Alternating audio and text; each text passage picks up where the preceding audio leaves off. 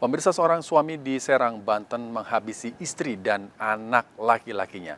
Usai beraksi, pelaku mencoba bunuh diri.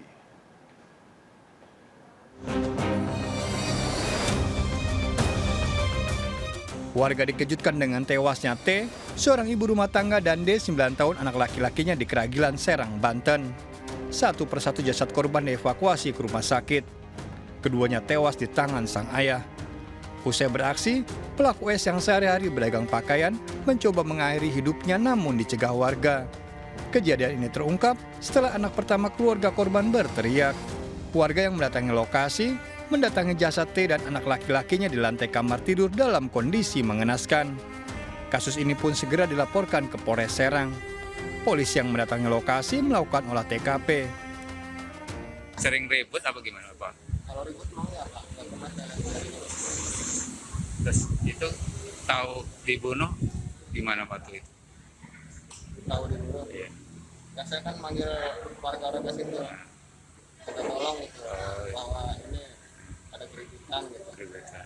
Ya di situ warga itu masuk ke dalam rumahnya, udah nggak ada. Emang Kasusnya dalam penyelidikan. Dari Serang, Banten, Mahesa Apriandi melaporkan.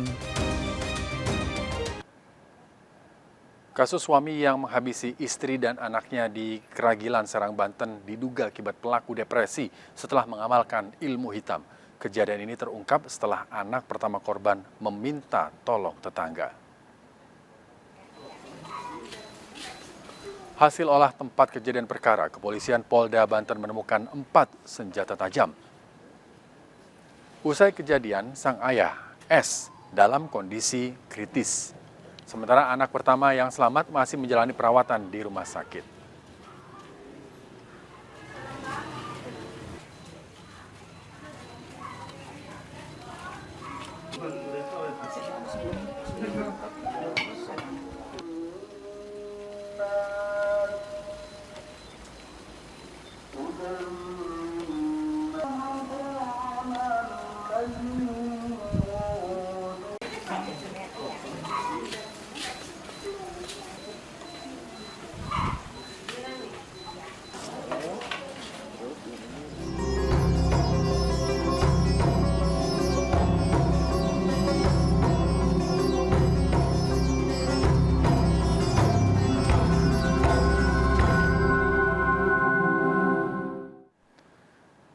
Pemirsa, seorang narapidana di Polewali Mandar, Sulawesi Barat menemukan jalan berbagi setelah rumah tangganya hancur karena jeratan narkoba. 12 tahun hukuman dalam penjara menjadi pijakan menggali ilmu bekal saat bebas dari lapas.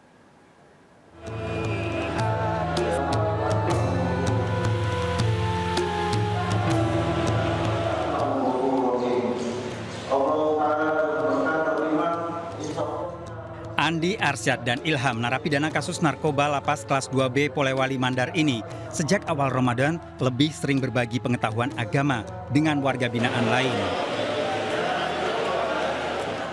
Usai menjalankan ibadah wajib, keduanya membimbing tartil Al-Quran, belajar berkelompok, bacaan, hingga makna setiap ayatnya.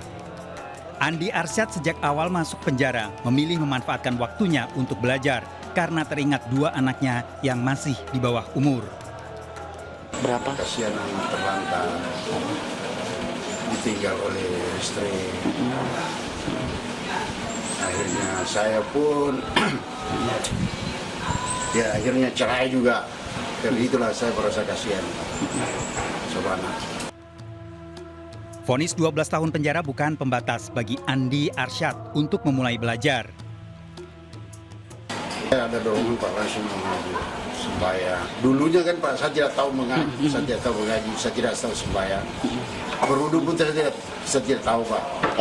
Sampai dalam sini baru saya tahu. Keuletan Andi Arsyad melakukan pendekatan membuat narapidana lain mengikuti jejaknya menggunakan waktu untuk belajar.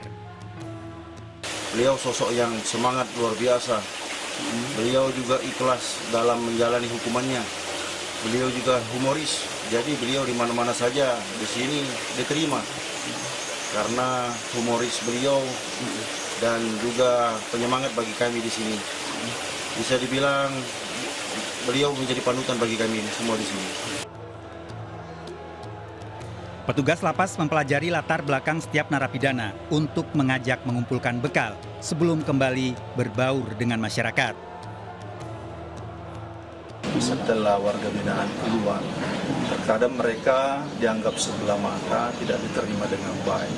Sehingga si warga binaan setelah kami berikan pembinaan, keluar dengan keadaan yang tidak adil bagi mereka, penerimaan itu akhirnya menjadi jahat lagi atau melakukan perbuatan pelanggaran hukum. Keinginan Andi Arsyad hanya satu, menyampaikan kebaikan walaupun hanya satu ayat. Pemirsa, kita akhiri perjumpaan kita dalam berita kriminal sergap edisi hari ini. Ingat, kejahatan mengintai di sekitar Anda. Selalu waspada. Taati protokol kesehatan termasuk memakai masker, jaga kesehatan Anda dan keluarga. Jajaran Polri hingga saat ini aman terkendali. Seluruh jajaran kuda-kuda mengingatkan